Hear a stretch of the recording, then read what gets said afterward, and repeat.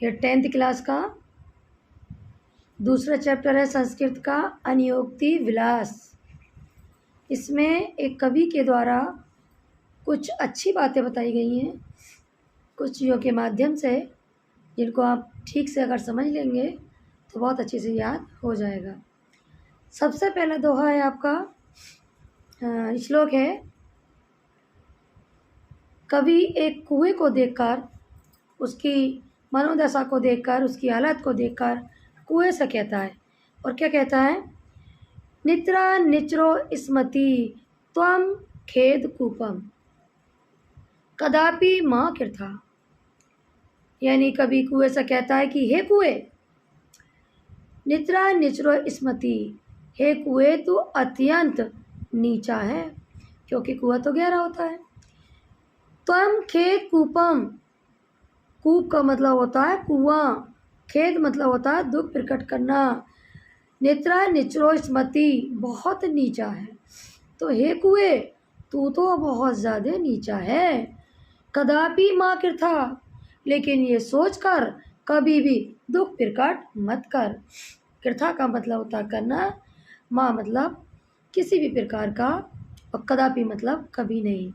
तो कभी भी इस बात को सोचकर दुख प्रकट मत कर। और क्या कहता है, अत्यंत सरस दो यत परेसा गुण हितासु। हे कुएं, तेरा हृदय तो बहुत ही सरस है। सरस का मतलब होता है महान, यानी हे कुएं तेरा हृदय तो बहुत ही सरस है, बहुत ही महान है। परेसा गुण हितासु, क्योंकि तू तो परेशा मतलब परेशान व्यक्तियों के गुणों को स्वयं ही धारण करने वाला है। इसका मतलब ये है कि कवि कहता है कि बहुत सारे लोग कुएं पर क्या करने के लिए आते हैं, पानी भरने के लिए, तो अपनी बाल्टी भी कुएं पर रख देते हैं, गगरी भी रख देते हैं, रस्सियों के निशान भी पड़ जाते हैं। लेकिन हे कुएं, तू तो सारी चीज़ों को सहन करने वाला है, तो आखिर तू इस बात से परेशान मत हो। तो फिर दोबारा समझ लें, निचरा निचरो स्मति त्वम खेद कूपम। हे कुएं तू अत्यंत नीचा है, लेकिन इस बात को सोचकर बिल्कुल भी खेद प्रकट मत कर। खेद मतलब दुख, कभी भी प्रकट मत कर। अत्यंत सरस हृदय, तू तो बहुत ही अच्छे हृदय वाला है, यानी महान हृदय वाला है। परेशा गुणितासु, दूसरों के गुणों को धारण करने वाला है। अब इसमें एक भाव दे रखा है, और कुएं की जो तुलना की गई है निर्धन व्यक्तियों से की गई है। कभी कहता है निर्धन व्यक्तियों से कि हे निर्धन व्यक्ति हो, तुम अत्यंत निर्धन हो, लेकिन तुम इस बात को सोचकर बिल्कुल भी परेशान मत हो, क्योंकि तुम हो तो निर्धन, लेकिन हर किसी इंसान की परेशानी में उनका साथ देने वाले हो। क्योंकि अमीर लोग घमंडी होते हैं, वो किसी का साथ नहीं देते, लेकिन अमीर व्यक्तियों से गरीब व्यक्ति बहुत महान होता है, क्योंकि वो हर इंसान की सेवा करना जानता है और उसका सम्मान करना जानता है। अब दूसरा देखिए, नीर क्षीर विवेक हंस आलस्य। नीर मतलब पानी, क्षीर मतलब दूध, विवेक का मतलब होता है फर्क करना, हंस मतलब हंस, आलस्य यानी उसका आलस। अब यहाँ ये दे रखा है कि एक कवि ने एक दिन एक हंस को दूध और पानी मिलाकर पीते हुए देख लिया। कहा जाता है कि हंस के अंदर एक ऐसी शक्ति होती है कि हंस अगर उसको दूध और पानी मिलाकर दे दिया जाए तो केवल दूध पी जाएगा और बर्तन में पानी छोड़ देगा। लेकिन एक दिन कवि के सामने हंस ने दोनों चीज़ें मिलाकर पी ली। किसी ने उसको दूध और पानी मिलाकर दिया और हंस ने फ़र्क ही नहीं किया और वो दोनों चीज़ें पी गया। ये बात देखकर कवि को बहुत बुरा लगा, और कवि क्या कहता है कि हे हंस, त्वयं तने सूचे। फिर दोबारा समझें, नीर क्षीर विवेक हंस आलस्य त्वयं तने सूचे। कहने का मतलब यह है कि हे हंस, यदि नीर और क्षीर, दूध और पानी का फर्क करने में तुम ही आलस्य करोगे, तो आखिर कौन ऐसा होगा जो आलस्य नहीं करेगा। अर्थात पूरे संसार में खानदान की मर्यादा, कुल व्रत का मतलब होता है खानदान की मर्यादा का पालन करने के लिए तुम्हें ही बोला गया था, यानी तुम्हें ही बोला गया था, और अगर तुम ही खानदान की मर्यादा का पालन नहीं करोगे तो संसार में कौन ऐसा होगा जो अपने कुल की मर्यादा का पालन करेगा। कुल व्रत यानी खानदान की मर्यादा। फिर दोबारा समझ लें। नीर क्षीर विवेक हंसालस। हे हंस, अगर तुम ही दूध और पानी को अलग करने में आलस्य करोगे तो संसार में ऐसा कौन होगा जो दूध और पानी को अलग करने में आलस्य नहीं करेगा। अर्थात विश्व में कुल की व्रत का पालन करना ही है, और अगर तुम उसके पालन को नहीं करोगे तो और कौन करेगा। का यानी कौन करेगा दूसरा। अब यहाँ कोकिल, कोकिल कहते हैं कोयल के लिए। यहाँ ये बताया गया है कि कोयल 6 महीने के लिए आती है और 6 महीने के लिए गायब हो जाती है। और ये कहा जाता है कि कोयल जब जाती है तो इसके पीछे 6 महीने के लिए एक दूसरी चिड़िया आ जाती है जिसको नीली चिड़िया यानी कि मैमले के नाम से जाना जाता है। और जब वो मैमला जाता है तो कोयल आ जाती है। लेकिन एक बार ऐसा होता है कि कोयल अपने समय से पहले आ जाती है, और हर किसी को पता है कि अगर समय से पहले इंसान आ जाएगा और जब घर पे खाना नहीं होगा तो इंसान कुछ ना कुछ खाकर तो पेट भरेगा ही। ऐसा ही कोयल के साथ भी होता है कि कोयल जब सबसे पहले आ जाती है, और कोयल को क्या पसंद है, मीठी मीठी आमी, और इसीलिए वो कोयल आमों के दिनों में ही आती है। लेकिन इस बार पेड़ों पे आम नहीं लगे थे तो कोयल भूख के कारण व्याकुल थी, और वो क्या खाती है, करील पर बैठकर करील के कड़वे फलों को खाती है। तो यहाँ कवि ये कहना चाहता है कि हे कोयल, जब तक पेड़ पर आम नहीं लगते हैं, मोर नहीं आता है, तब तक के लिए तो अपने दुखों को और दिनों को अपने इसी प्रकार से व्यतीत कर ले। लेकिन तेरे बहुत जल्दी बुरे समय समाप्त हो जाएगा, यानी बुरे दिन बीत जाएंगे और तेरे अच्छे दिन आ जाएंगे। अर्थात बहुत ही जल्दी पेड़ों पर मोर लग जाएगा। तो देखिए, कोकिल यापम दिवसाल तावट बिसराल करील बटवेट। हे कोयल, तब तक के लिए तू दिवसान यानी तब तक के लिए अपने दिनों को बिता ले जब तक कि करील के पेड़ पर बैठकर ही अपना विश्राम कर ले। विश्राम का मतलब विश्राम कर ले। यापन दलील माल यानी कि आम जो कि रस भरे होते हैं।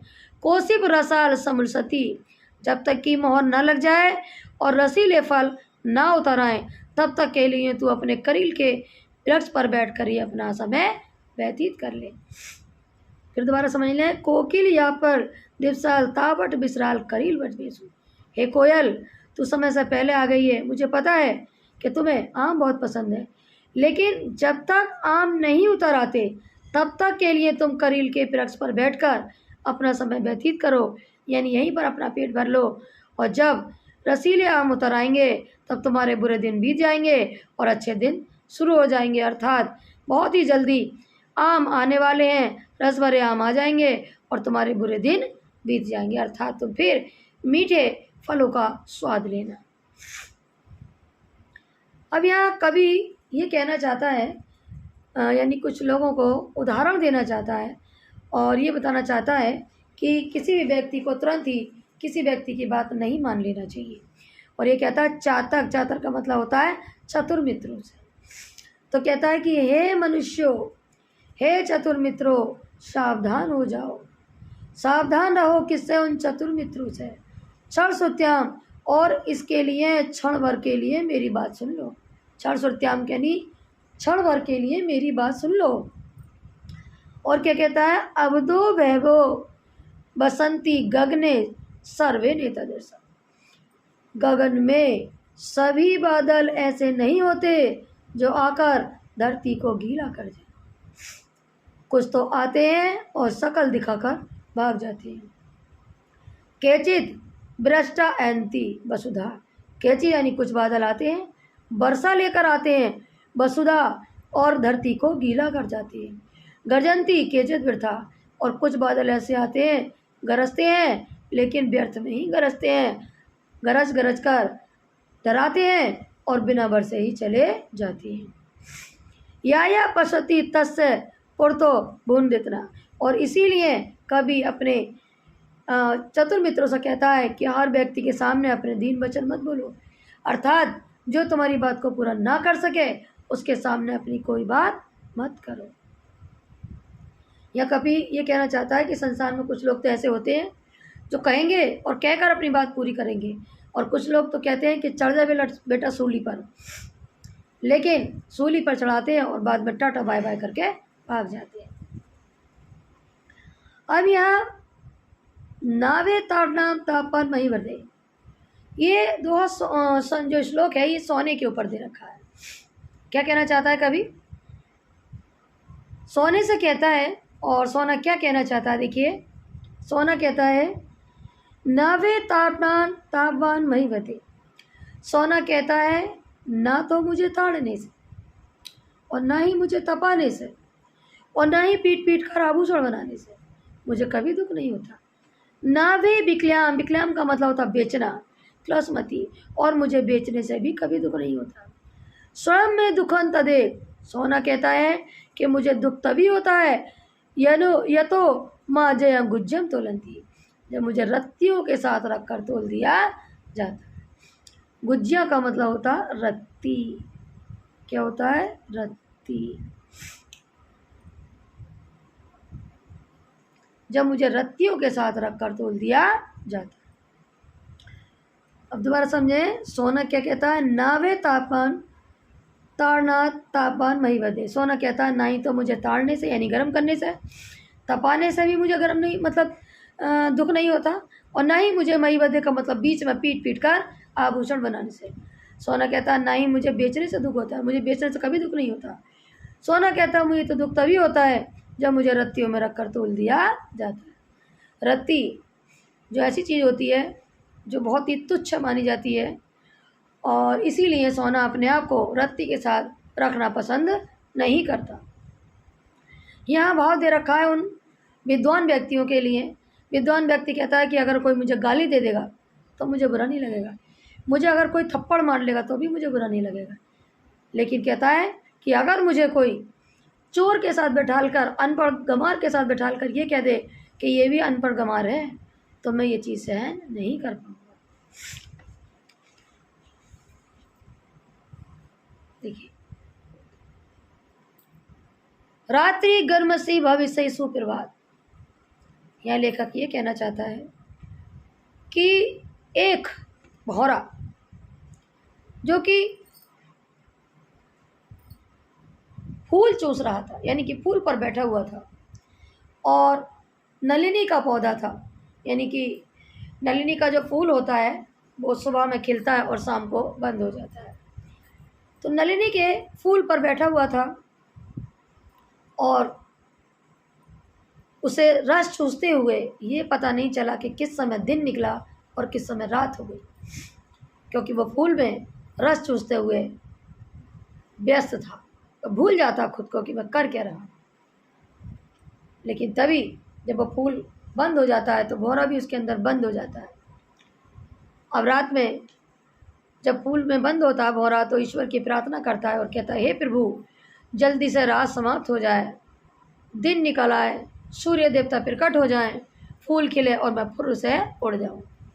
बस वो विचार ही कर रहा था, तभी होता क्या है कि एक हाथी कहीं से झूमता हुआ आता है और उस नलिनी के पौधे को जड़ से उखाड़ कर फेंक देता है।